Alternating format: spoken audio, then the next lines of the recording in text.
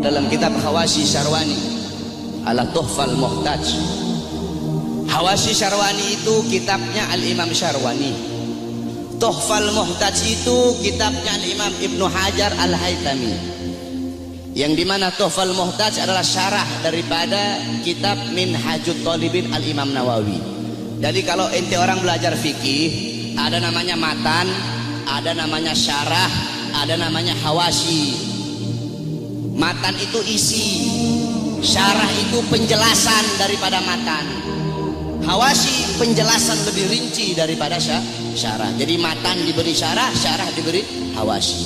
Matannya itu Minhajut Talibin Imam Nawawi, disyarahkan oleh Imam Ibnu Hajar Al-Haytami, yaitu Tuhfal Muhtaj, syarah Minhaj. Tuhfal Muhtaj kemudian dijelaskan lagi oleh Al-Imam Syarwani yang diberi nama Hawashi Syarwani. Dalam kitab Hawashi Syarwani dijelaskan bahwasanya inna afdhalal layali, sesungguhnya paling mulianya malam itu, paling utamanya malam itu, yaitu malam kelahiran baginda Nabi besar Muhammad. Setelah malam kelahiran Nabi baru malam Lailatul Qadar. Setelah malam Lailatul Qadar baru malam Isra. Setelah malam Isra setelah malam Lailatul Qadar malam Jumat. Setelah malam Jumat baru malam Isra. Kenapa malam kelahiran Nabi menjadi malam yang paling mulia? Kenapa malam kelahiran Nabi menjadi malam yang paling agung? As-Sayyid Al-Habib Muhammad bin Alwi Al-Maliki, beliau mengutip perkataan daripada Al-Imam Haramain Sayyid Amin Qutbi. Beliau berkata, Sayyid Amin Qutbi berkata, ya Lailatul Itsnin, madza safahat, wahai malam Senin, apa yang telah menyapamu? Wahai malam Senin, apa yang telah menyapamu? Kau begitu mulia, kau begitu agung, engkau begitu wangi, wahai malam Senin. Berawal hari-hari yang mulia dalam Islam, semua berawal darimu. Adanya Idul Fitri, adanya Idul Adha, adanya Ramadan, adanya Rajab, adanya Fathul Makkah, adanya kemenangan perang Badar, adanya Lailatul Qadar, adanya hari Jumat, adanya malam Jumat, adanya 10 Muharram, semua berawal darimu wahai malam Senin. Kenapa? Karena pada malam Senin itu lahir baginda Nabi besar Muhammad sallallahu alaihi wasallam, sehingga malam kelahiran Nabi menjadi malam yang paling mulia di muka bumi. Kenapa? Karena kalau tidak ada kelahiran Nabi, tidak akan ada Idul Fitri, tidak akan ada Idul Adha, tidak akan ada iman, tidak akan ada Islam. Makanya sampai-sampai begitu Allah memuliakan kelahiran Nabi Muhammad, karena begitu Allah ini memuliakan kelahiran Nabi, sampai-sampai orang yang meninggal dalam keadaan kafir, akan tetapi karena dia gembira dengan kelahiran Nabi, Allah ringankan azabnya dalam neraka. Dalam kitab Tafsir Bidayah wa Nihayah, Al-Imam Ibnu Katsir beliau meriwayatkan bahwasanya Sayyidina Abbas bin Abdul Muthalib pernah bermimpi berjumpa dengan Abu Lahab. Dalam mimpinya Sayyidina Abbas bin Abdul Muthalib bermimpi Abu Lahab sedang disiksa dalam neraka. Akan tetapi setiap hari Senin, azab dan siksanya Abu Lahab dihentikan dan Allah gantikan dengan rahmat. Dari jari-jari Abu Lahab itu bisa keluar air, sehingga dia bisa minum dari air tersebut. Maka Sayyidina Abbas pun bertanya, wahai Abu Lahab, kenapa setiap hari Senin Allah angkat azab dan siksamu? Dari jari-jarimu bisa keluar air, kenapa hanya di hari Senin, tidak di hari-hari yang lain? Apa kata Abu Lahab? Iya, karena dulu ketika Muhammad lahir, aku bergembira dengan lahirnya Muhammad. Aku memiliki budak yang bernama Suwaibah. Suwaibah datang kepadaku memberi kabar tentang lahirnya Muhammad. Aku gembira sehingga aku bebaskan Suwaibah. Aku bebaskan dia dari budak. Nah, karena aku membebaskan Suwaibah, karena kegembiraanku dengan lahirnya Muhammad, karena aku gembira sesaat dengan lahirnya Muhammad, maka dari itu setiap hari Senin Allah angkat azab dan siksaku. Itu Abu Lahab. Setiap hari Senin Allah angkat azab dan siksanya hanya karena bergembira sesaat dengan lahirnya Al-Mustafa. Maka bagaimana dengan saya dan kalian kalau kita bergembira seumur hidup kita dengan lahirnya baginda Nabi besar Muhammad? Oleh karena itu, saudara-saudara, kita duduk di sini memuliakan kelahiran Nabi, mengagungkan kelahiran Nabi.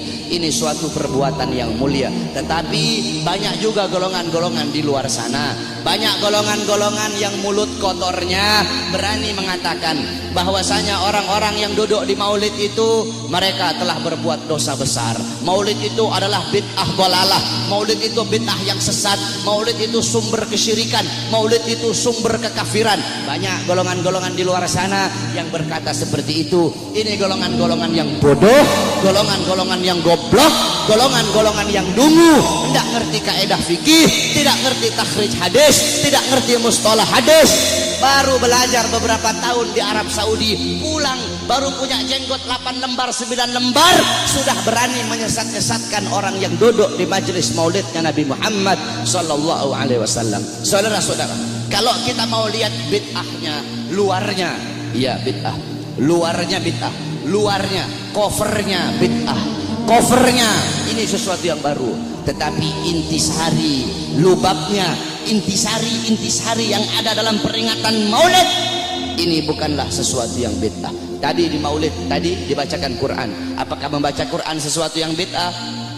Kau duduk di sini, kita saling makan sama-sama. Nanti selesai acara makan bareng-bareng. Dalam kitab dijelaskan Nabi Allah Ibrahim menjadi Khalilullah. Nabi Ibrahim itu jadi kekasih Allah karena 3 sebab. Pertama, Nabi Ibrahim lebih memilih perintah Allah daripada perintah selain Allah. Yang kedua, Nabi Ibrahim tidak pernah makan sendiri. Nabi Ibrahim itu kalau makan pasti bareng-bareng, pasti sama-sama. Kalau beliau cuma sendiri, beliau rela jalan kaki berkilo-kilo hanya untuk cari teman untuk makan sama-sama. Kita duduk di sini mengikuti sunnah Nabi Allah Ibrahim. Nabi Muhammad juga makannya selalu bersama-sama. Apakah ini sesuatu yang bid'ah? Tidak. Kita duduk di sini saling menyebarkan salam. Apakah menyebarkan salam sesuatu yang bid'ah? Nabi Muhammad berkata afsus salam, sebarkan salam. Kita duduk di sini saling memberi makan. Nabi Muhammad bilang wa'atimut ta'am, berilah makan. Kita duduk di sini menyambung tali silaturahmi. Kata Nabi Muhammad wasilul arham, sambunglah tali persaudaraan. Kita duduk di sini mengenang Nabi Muhammad, menyebut-nyebut nama Rasulullah sallallahu alaihi wasallam.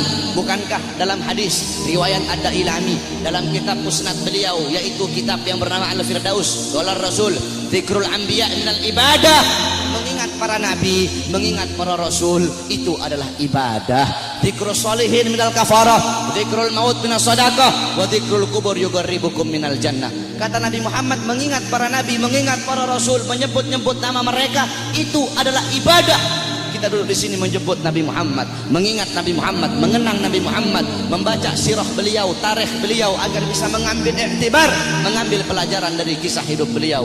Apakah ini sesuatu yang bid'ah? Tidak. Kita duduk di sini bersolawat kepada Nabi Muhammad. Bukankah Allah berkata innallaha wa malaikatahu yusholluna 'alan nabi ya ayyuhalladzina amanu shollu 'alaihi wa sallimu taslima. Apakah salawat sesuatu yang bid'ah? Tidak. Kita duduk di sini menuntut ilmu. Saya dan kalian duduk di sini untuk menuntut ilmunya Allah. Menuntut ilmu fardhatun. Menuntut ilmu hukumnya sangat-sangat wajib. Dalam kaidah dijelaskan amrun bi syai' amrun bi wasailihi. Perintah terhadap sesuatu, maka perintah juga terhadap sarana atau prasyarat bagi orang-orang untuk melakukan sesuatu yang diperintahkan tersebut. Kalau seumpama naik ke atas ini wajib, maka yang mendorong kita untuk naik ke atas itu pun hukumnya wajib. Naik ke atas hukumnya wajib. Yang dorong itu naik ke atas apa? Tangga, maka tangga juga hukumnya wajib.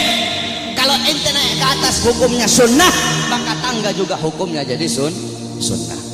Saudara-saudara, beli baju, membeli baju hukumnya apa? Mubah. Beli baju hukumnya mubah. Menutup aurat hukumnya wajib. Menutup aurat hukumnya wajib. Kamu sedang keluar dari rumah, tiba-tiba bajumu lepas, bajumu sobek atau bajumu lepas, kelihatan kamu punya aurat, kelihatan kamu punya aurat. Membeli baju hukumnya mubah, tapi ketika itu berubah menjadi wajib. Kenapa? Karena baju salah satunya yang menjadi syarat bagimu untuk bisa tutup kau punya aurat. Sedangkan nutup aurat hukumnya wajib. Bersiwak hukumnya apa? Sunnah. Bikin kantong baju hukumnya apa? Bikin kantong baju hukumnya mubah. Bersiwak hukumnya sunnah. Bikin kantong baju hukumnya mubah. Kamu mau keluar rumah, kantong apa? Bajumu tidak punya kantong. Bajumu tidak punya kantong. Kalau tidak ada kantong tidak bisa kamu bawa. Kamu punya siwak. Sedangkan bersiwak hukumnya sunnah. Bikin kantong baju hukumnya mubah. Ketika itu berubah, bikin kantong baju hukumnya jadi sunnah. Kenapa? Karena kantong baju yang jadi syarat bagimu untuk bisa bawa kau punya siwak. Nah, menuntut ilmu hukumnya wajib, saudara-saudara. Maka ketika maulid menjadikan dirimu, mendorong dirimu untuk menuntut ilmu, maka ketika itu maulid pun hukumnya berubah menjadi wajib.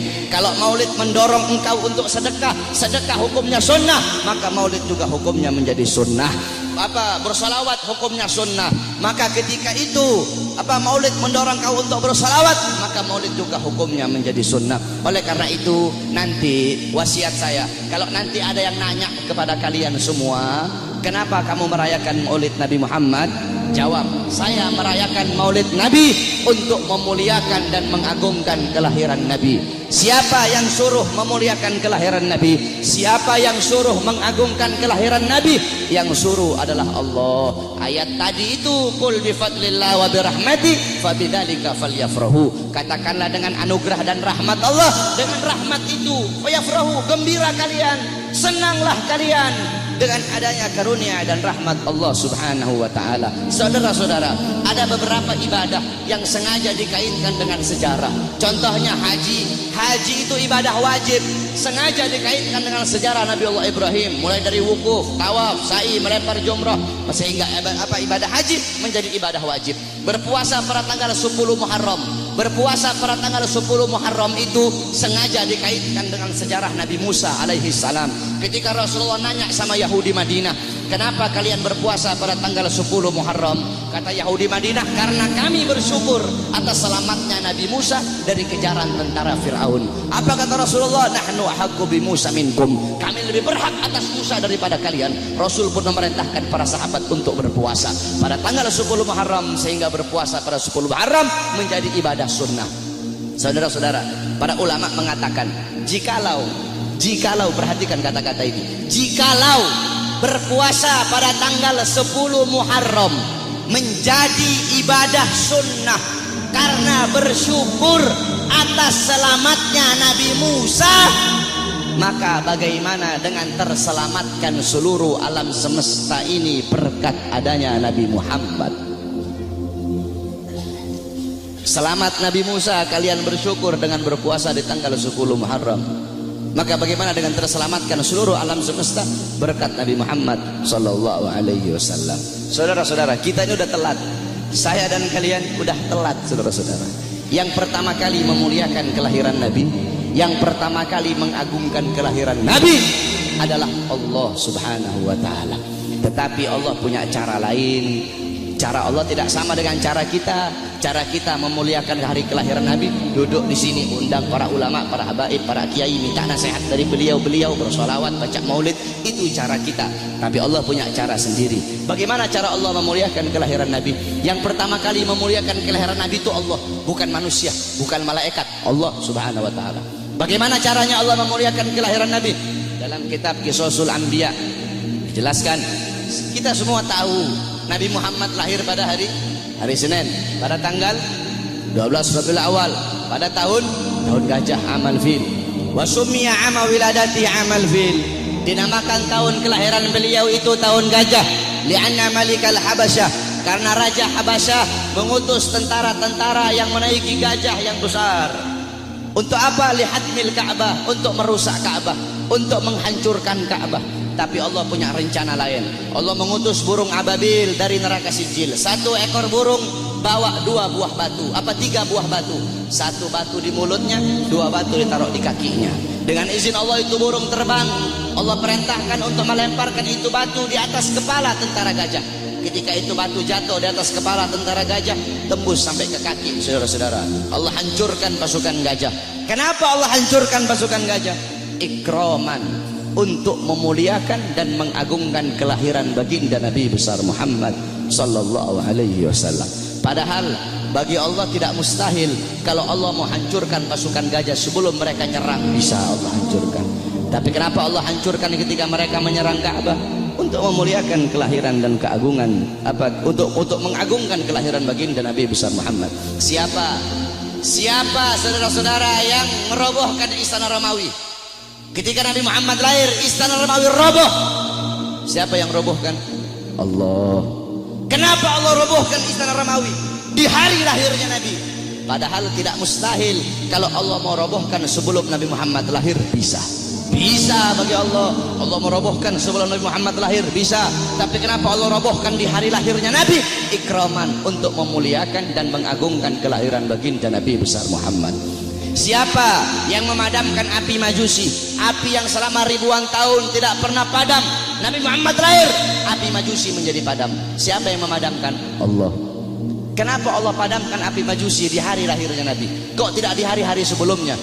Padahal tidak mustahil bagi Allah untuk memadamkan api Majusi sebelum Nabi Muhammad lahir, bisa. Tapi kenapa di lahirnya hari Nabi Muhammad? Ikraman, untuk memuliakan dan mengagungkan kelahiran Nabi Muhammad. Oleh karena itu Allah saja memuliakan kelahiran Nabi, Allah saja mengagungkan kelahiran Nabi. Maka kita siapa kok tidak memuliakan dan tidak mengagungkan kelahiran baginda Nabi besar Muhammad sallallahu alaihi wasallam. Oleh karena itu saudara-saudara, cintai beliau, jadikan beliau sebagai teladanmu, jadikan beliau sebagai pedomanmu, jadikan beliau sebagai idolamu.